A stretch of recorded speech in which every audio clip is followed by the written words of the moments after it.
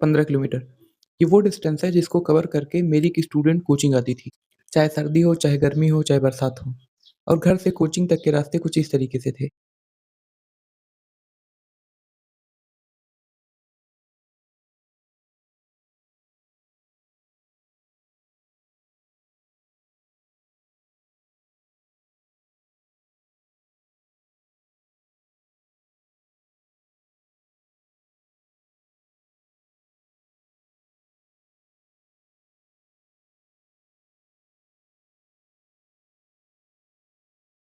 12th की पढ़ाई के दौरान ही उसके घर पे शादी थी और शादी से 1 हफ्ते पहले ही लाखों का सामान उसके घर से चोरी हो गया था। उसके बाद भी उसने अपनी पढ़ाई जारी रखी और जब 12th का बोर्ड एग्ज़ाम चल रहा था, तब उसके पापा को हार्ट अटैक आ गया था। उसके बाद भी उसने पढ़ना जारी रखा और केमिस्ट्री में उसका स्कोर आया 92 आउट ऑफ 100। हम अक्सर टॉपर्स के मार्क्स देखते हैं लेकिन उसके पीछे की कहानी नहीं देखते, उसके पीछे का उनका स्ट्रगल नहीं देखते। आज आप जिस स्टूडेंट को देखने वाले हैं उसने बहुत मुश्किल से पढ़ाई करी और बहुत मुश्किल से एग्ज़ाम दिया। तो चलिए मिलते हैं one of my favourite student से और उसकी कहानी उसी से सुनते हैं। सिस्टर ये बताओ, घर से कोचिंग तक जाने में या स्कूल तक जाने में कितनी प्रॉब्लम होती थी? सर काफ़ी ज़्यादा प्रॉब्लम होती थी। सुबह का स्कूल रहता था, फिर भी सुबह मम्मी खाना-वाना बना के सुबह भेजती थी और ठंडियों के टाइम पे तो ज़्यादा प्रॉब्लम होती थी सर। कोई भी रिक्शा वगैरह नहीं मिलता था। हम पहले भवानीगढ़ तक साइकिल से जाते थे, फिर अपनी साइकिल वहाँ खड़ी करके ई-रिक्शा से या फिर किसी भी व्हीकल से जाते थे। लेकिन फिर ठंडियों के मौसम में वो भी नहीं मिलता था, तो स्कूल बस से जाते थे। बहुत दिक्कत है सर। किसी दूसरे स्कूल की बस थी। हाँ। ये बताओ प्रिपरेशन के टाइम पे फिज़िक्स में और केमिस्ट्री में क्या-क्या प्रॉब्लम फेस करनी पड़ी? पहले स्टार्टिंग में तो केमिस्ट्री बहुत ही हार्ड लगती थी, लेकिन फिर जब से कोचिंग करने लगे आपने हमें डो डेली रिवाइज़ करने के लिए बताया और जितना पढ़ाते थे उसको आके रिवाइज़ करते थे, तो इस वज़ह से केमिस्ट्री तो बिल्कुल सही अच्छी हो गई। लेकिन फिर बाद में फिज़िक्स में बहुत डर लगता था क्योंकि उतना समझ में नहीं आता था फिज़िक्स, फिर लास्ट में मैंने फ़ोन से ही फिज़िक्स पढ़ के प्रिपेयर किया।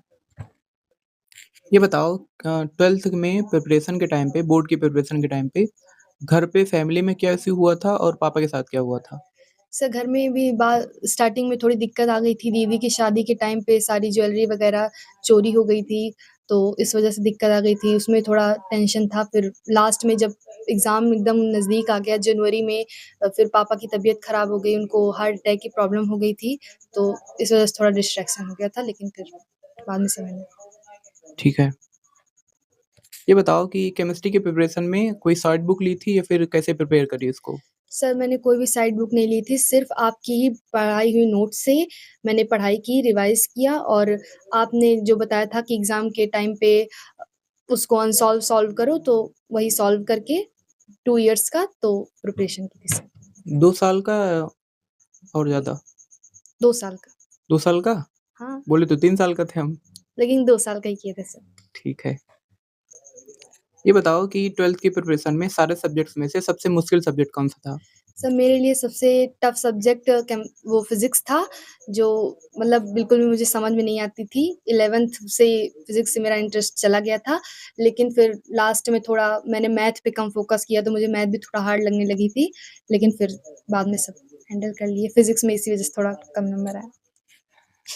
फिज़िक्स कैसे प्रिपेयर करी? सर ऑनलाइन ही पढ़ते थे, घर पे खुद से ही पढ़ाई करते थे, सेल्फ स्टडी से। अच्छा माने बुक्स। हाँ, बुक्स से और फ़ोन से। जब शुरू में केमिस्ट्री की पढ़ाई शुरू करी, तब लग रहा था कि 90 प्लस आ जाएगा। सर एग्ज़ाम के टाइम पे आपने एक्स्ट्रा क्लासेस ली थी, उससे बहुत सारी हेल्प मिली थी और आपने बाद में भी सारे रिवाइज़ करवाए थे, सारे पीवाईक्यूज़ करवाए थे, इम्पोर्टेंट क्वेश्चन्स और 12th की आगे की भी पढ़ाई करवाई थी। जो बच्चे अभी भी 12th में गए हैं 11th पास करके, उनके लिए क्या कहना चाहोगी? उनके लिए सर यही कहना चाहेंगे कि घबराने की ज़रूरत नहीं है, लेकिन स्टार्टिंग से ही पढ़ाई करनी चाहिए 11th से ही और सभी सब्जेक्टों को साथ में ही पढ़ना चाहिए और एक ही सब्जेक्ट पे फ़ोकस नहीं रहना चाहिए और सारे सब्जेक्टों को थोड़ा-थोड़ा टाइम देना ही चाहिए और हिंदी, इंग्लिश पे भी फ़ोकस करना चाहिए। ठीक है। कोचिंग में पढ़ाई के अलावा और किन-किन बातों पे डिस्कशन होता था? सर जैसे कि आप हमें हेल्दी लाइफ़स्टाइल रखने के बारे में बताते थे कि आप अगर अपना स्वास्थ्य सही रखोगे तो पढ़ाई भी हो पाएगी और फ़िलॉसफ़ी के बारे में बताते थे, माइथोलॉजी के बारे में बताते थे, गॉड्स के बारे में बताते थे कि क्या कैसे एक्ज़िस्टेंस हुआ उनका, क्या कैसे सब इसको कोई ऐसा चीज़ जो प्रिपरेशन के टाइम पे तुम करना एकदम से बंद कर दी थी? सर, मैंने फ़ोन का डिस्ट्रैक्शन छोड़ दिया था और मुझे थोड़ा मेहंदी लगाने में इंटरेस्ट है, उस टाइम पे मैंने मेहंदी लगाना भी छोड़ दिया था, बिल्कुल सही। पूरे और कोई 12th काम? मैंने मेहंदी नहीं लगाई और थोड़ा खाना-पीना कम हो गया था इस वज़ह से। खाना कि बनाना? खाना, केमिस्ट्री का सबसे फ़ेवरेट टॉपिक कौन-सा है तुम्हारा? सर मेरा फ़ेवरेट टॉपिक केमिकल काइनेटिक्स और कोऑर्डिनेशन है, उसमें आपने बहुत ही अच्छे से एक्सप्लेन किया था, सीएफटी, वीबीटी आपने बहुत अच्छे से एक्सप्लेन किया था और 3D में आपने बताया था, तो वो मेरा फ़ेवरेट है। एक लास्ट सवाल बताओ, कोचिंग में पढ़ाई के अलावा कोई और एक्स्ट्रा सपोर्ट जो तुम्हें बाहर कहीं नहीं मिला? सर कोचिंग में हम लोगों की संडे को एक्स्ट्रा क्लासेस चलती थी और रिवाइज़ कराया जाता था और वहाँ पे पढ़ते समय ऐसा फ़ील नहीं होता था कि हम पढ़ाई कर रहे हैं, मतलब दिमाग पे बिल्कुल भी प्रेशर फ़ील नहीं होता था। आप बीच-बीच में कुछ फ़नी बातें करते थे तो ऐसा नहीं लगता था कि पढ़ते थे। हम 4 घंटे की क्लास भी करते थे लेकिन कभी लगा ऐसा नहीं लगा कि हम 4 घंटे की क्लास कर रहे हैं। ठीक है।